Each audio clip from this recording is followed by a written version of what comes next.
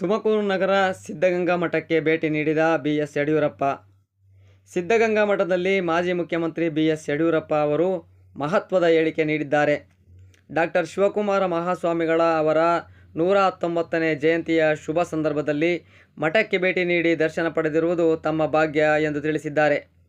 ಬುಧವಾರ ರಾಷ್ಟ್ರಪತಿ ದ್ರೌಪದಿ ಮುರ್ಮು ಅವರು ಕಾರ್ಯಕ್ರಮದಲ್ಲಿ ಭಾಗವಹಿಸುತ್ತಿರುವುದು ಸಂತಸದ ವಿಷಯವಾಗಿದ್ದು, ಇದರಿಂದ ಮಠಕ್ಕೆ ಹೆಚ್ಚಿನ ಗೌರವ ಸಿಗಲಿದೆ ಎಂದರು.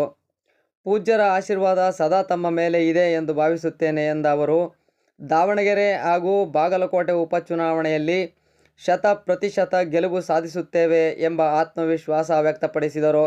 Bureau report, focus, Tumakuru.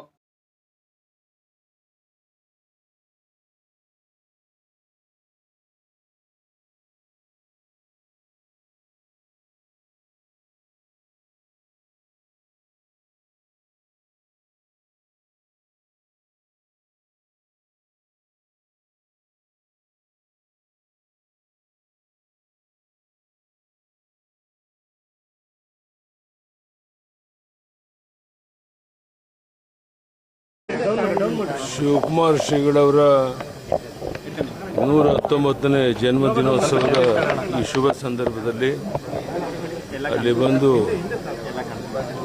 ಅವರ ಪೀಠಕ್ಕೆ ದರ್ಶನ ಪಡೆಯುವಂಥ ಒಂದು ಸೌಭಾಗ್ಯ ಸಿಕ್ಕಿದೆ.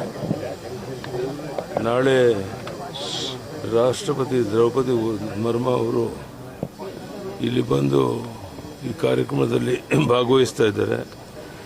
ತುಂಬ ಸ್ವಾಗತಾರ್ಹ ಸಂಗತಿ. ಸ್ವತಃ ರಾಷ್ಟ್ರಪತಿಗಳೇ ಬರ್ತಾ ಇರುವಂಥದ್ದು ಇನ್ನೂ ಹೆಚ್ಚು ಒಂದು ಮೆರುಗನ್ನು ಕೊಡುತ್ತೆ.